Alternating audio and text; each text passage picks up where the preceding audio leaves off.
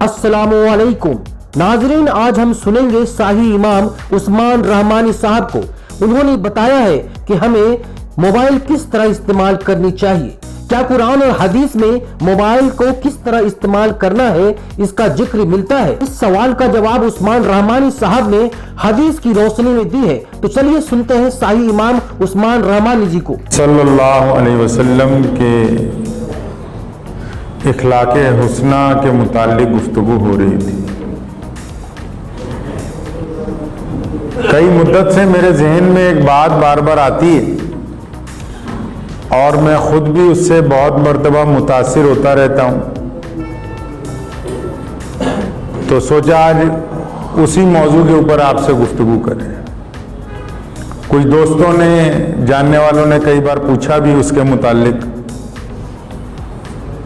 اور میں نے کئی بار اس کا مضاحکہ خیز، جس کو بولتے ہیں، نہ بندہ رو سکتا ہے نہ ہنس سکتا ہے، حالات میں سامنا بھی کیا۔ اب وہ اس چیز کا نام ہے موبائل فون۔ مجھے ایک صاحب پوچھنے لگے کہ اسلام کیا موبائل چلانے کی بھی تعلیم دیتا ہے؟ میں نے کہا بالکل، اللہ کے پیارے نبی حضرت محمد رسول اللہ صلی اللہ علیہ وسلم نے جو تعلیم انسانیت کو دی ہے اس میں یہ بھی شامل ہے کہ موبائل کیسے چلانا ہے۔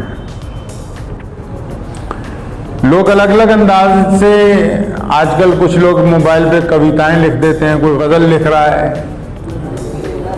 ہر انسان اس کو اپنے عقل کے حساب سے استعمال کر رہا ہے، لیکن شریعت نے مسلمانوں کو تاکید کی ہے کہ تمہیں شریعت نے جو حکم دیا ہے ہر ایک کام وہ شرعی روح سے ہونا چاہیے، آپ کی اپنی عقل سے نہیں ہونا چاہیے۔ میں ایک صاحب کا شعر پڑھ رہا تھا تو انہوں نے لکھا ہے کہ کر دیا اظہار عشق ہم نے ٹیلی فون پر، بات یہ انمول تھی پر 1 روپے میں ہو گئی۔ تو ہر بندہ اپنے حساب سے، لیکن مسلمانوں کے اوپر شریعت نے یہ پابندی عائد کی کہ آپ جو کام کریں گے اس کو اللہ اور اس کے رسول کے حکم میں پہلے دیکھنا ہوگا۔ موبائل کی مجھے ایک بات بڑی پسند آئی کہ بنانے والے نے جب اس کو بنایا، آپ کو ذرا موبائل ٹیلی فون کی بھی تھوڑی سی ہسٹری بتا دوں۔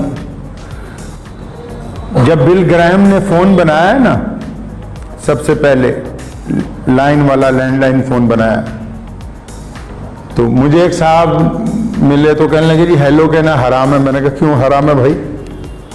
میں کہا تم تو کچھ بھی کہہ دیتے ہو، غیر مسلم کو سلام کا جواب دینا حرام ہے جی، فلاں چیز حرام ہے جی، سوائے فتووں کے تو کام ہی کوئی نہیں نا۔ یہ تو ضرورت ہی نہیں رہی کہ ہم تاریخ کا مطالعہ کریں، یہ ضرورت ہی محسوس نہیں ہو رہی کہ ہم کسی بات کی گہرائی میں جائیں، بس 2 باتیں رٹ لی، ایک حلال ہے ایک حرام ہے جی۔ لیکن اسلام نے بغیر نقطہ نگاہ کے کسی بھی چیز کے اوپر فیصلہ لینے سے انکار کیا، حتیٰ کہ یہاں تک رسول اللہ صلی اللہ علیہ وسلم نے فرمایا، اللہ تعالیٰ نے قرآن پاک میں فرمایا جب خبر دینے والا خبر لے کے آئے، تم تک کوئی آ جائے بولے تمہارا بھائی مار دیا، تم تک کوئی آ جائے جناب آپ کی چوری ہو گئی، آپ کی بیوی فلاں غلط کام میں ملوث ہے، قرآن نے کہا، محمد رسول اللہ نے کہا، شریعت نے کہا، تمام ائمہ مجتہدین نے کہا کہ پہلے جو خبر لے کے آ رہا ہے اس کی بھی تصدیق کر لو کہ بندہ ایماندار ہے کہ نہیں ہے۔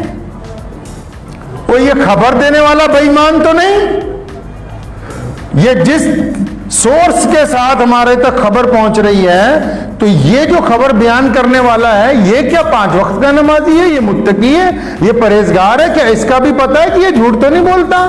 یہ تھوڑی بس ادھر سے سنیے اور ادھر لڑنے کے لیے چلے گئے، نہیں، یہ ممکن نہیں ہے۔ تو خیر بل گرام کی بات میں کر رہا تھا، تو یہ لفظ ہیلو جو ہے، تو بل گرام نے جب پہلی دفعہ فون بنایا تو جس گھر میں گھنٹی بجی پہلے جا کے فون کی، وہاں سے جس لڑکی نے فون اٹھایا اس کا نام ہیلو تھا۔ جس لڑکی نے فون اٹھایا اور وہ بل گرام کی منگیتر تھی، یعنی اس کی ہونے والی بیوی تھی، تو اس نے اپنی محبوبہ کا نام فون پہ لیا، ہیلو مطلب ہیلو بول رہی ہو۔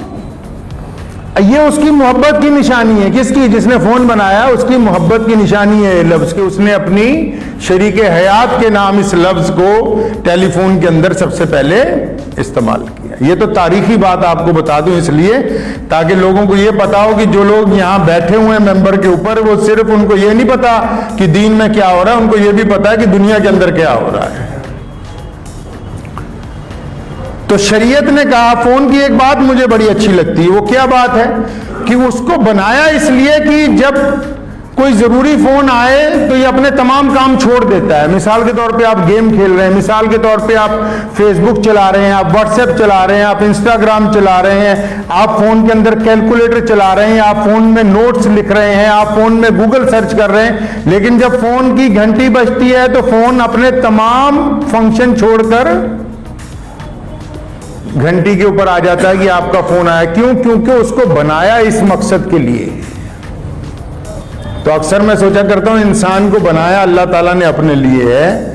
یہ موبائل دیکھو اس میں کتنی چیزیں آ گئیں, گھڑی اس میں آ گئی, کیلکولیٹر اس میں آ گیا, نوٹ پیڈ اس کے اندر آ گئے, گوگل سرچ اس کے اندر آ گئی, فیس بک آ گیا, انسٹاگرام آ گیا, اتنے ایپ. اس کے باوجود جب اس کا اصل مقصد کا ٹائم آتا ہے نا, یہ سارے کام چھوڑ دیتا ہے, اپنے اصل مقصد پہ آ جاتا ہے. اور ہم نے اس سے یہ نہیں سیکھا کہ ہم دنیا کے جتنے مرضی کام کرتے ہوں, لیکن جب مؤذن کہے حیا علی الصلاۃ تو یہ ہمارے پروگرام میں یہ بات شامل ہونی چاہیے. پھر تمام کے تمام کام, کیونکہ جس مقصد کے لیے ہمیں بنایا وہ مقصد اگر فوت ہو جائے گا تو پھر وہ چیز کام کی نہیں رہتی.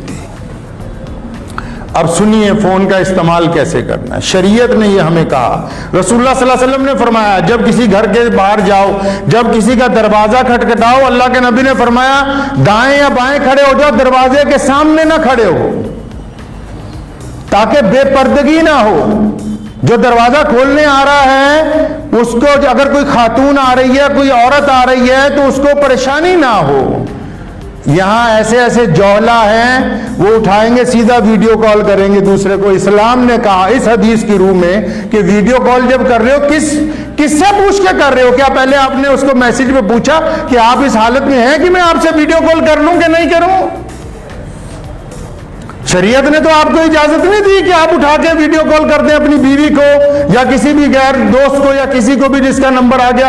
اب وہ اپنے گھر میں کس حالت میں بیٹھا ہوا ہے, کس وقت بیٹھا ہوا ہے, کیا کام کر رہا ہے, وہ اپنے آپ کو دکھانا چاہتا ہے یا نہیں دکھانا چاہتا, نہیں, یہ لگے ہوئے ہیں دبا کے. شریعت نے کہا نہیں, بنا اجازت کے ویڈیو کال نہیں ہو سکتی. پیارے نبی حضرت محمد رسول اللہ صلی اللہ علیہ وسلم امت کے سب سے بڑے غمخوار ہیں. کائنات میں اللہ کے بعد اگر کسی کا درجہ ہے تو رسول اللہ صلی اللہ علیہ وسلم کا ہے, اور آپ صلی اللہ علیہ وسلم کا وقت سب سے زیادہ قیمتی ہے, اور آپ صلی اللہ علیہ وسلم نے کبھی کسی کے کام کا انکار نہیں کیا. اس کے باوجود جب رسول اللہ صلی اللہ علیہ وسلم آرام کرنے کے لیے جاتے ہیں تو ایک صحابی رسول کی ڈیوٹی ہوتی ہے حجرے کے باہر جو نیزہ لے کر کھڑا ہوتا ہے. اس کا مطلب رسول اللہ صلی اللہ علیہ وسلم نے ہمیں تعلیم دی ہے کہ جب کسی کے آرام کا وقت ہو تو اس میں خلل نہیں ڈالنا چاہیے.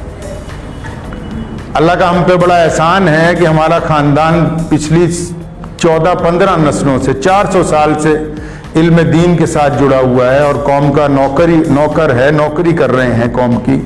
تو میرا ایک اصول ہے بھی رات کو فون جب بج جائے, رات کو اگر بج جائے تو پہلی گھنٹی میں اٹھاتے ہیں ہم لوگ, کیونکہ ہم یہ سمجھتے ہیں کوئی پریشان حال ہوگا, کسی کا تھانے میں مسئلہ ہو, اسپتال میں ہو, اسٹیشن پہ پھنس گیا ہو, ہوتا بھی ہے اکثر. اور جو غیر ضروری لوگ ہیں وہ کیا کرتے ہیں, ابھی کی بات ہے ایک صاحب کا فون آیا رات کو 1:45 پہ, فون کی گھنٹی بجی, میں اٹھایا, السلام علیکم. جی وعلیکم السلام. تو عثمان بھائی وہ آپ سے یہ پوچھنا تھا کہ ایک مسجد کا سنگ بنیاد رکھانا ہے, ٹائم چاہیے. اب میں نہ ہنس سکتا ہوں, نہ رو سکتا ہوں, نہ اگلے کو ڈانٹ سکتا, نہ کچھ. میں نے گاڑی دیکھی اطمینان سے, میں کہا جی ابھی رکھوانا ہے, ابھی رکھوانا چاہتے ہیں. تو آپ اندازہ لگائیں کہ بیٹھے ہوں گے کہیں اکٹھے ہو کے مشورہ کرتے کرتے 2 بج گئے. انہوں نے کہا نہیں ابھی پوچھ لو بھائی. ایک صاحب کا فون آیا مستقیم بھائی کو رات کو 1:30 بجے. ہمارے یہاں اصول ہے, میں نے پھر بتا رہا ہوں کہ رات کو کسی کا فون آ جائے اس لیے اٹھانا ہے کہ اکثر لوگ پریشانی میں ہی فون کرتے ہیں, کوئی رات کا مطلب یہی ہوتا ہے فون کا. اب 1 بجے فون کر رہا ہے, السلام علیکم. جی وعلیکم السلام. کہ جو بھائی میں نے سوچا راشن کارڈ بنوانا تھا آپ سے پوچھ لوں. آپ اندازہ لگائیے بھی رات کو 1 بجے راشن کارڈ بنوانا ہے. ٹھیک ہے نوکروں کی بھی کچھ رعایتیں ہوتی ہیں, اگر کوئی قوم کا نوکر ہے تو اس کے ساتھ بھی شریعت نے کوئی رعایتیں دی ہوں گی کہ اگر ایمرجنسی پڑ جائے تو رات کو 2 بجے اٹھا کے کھڑے کیجیے.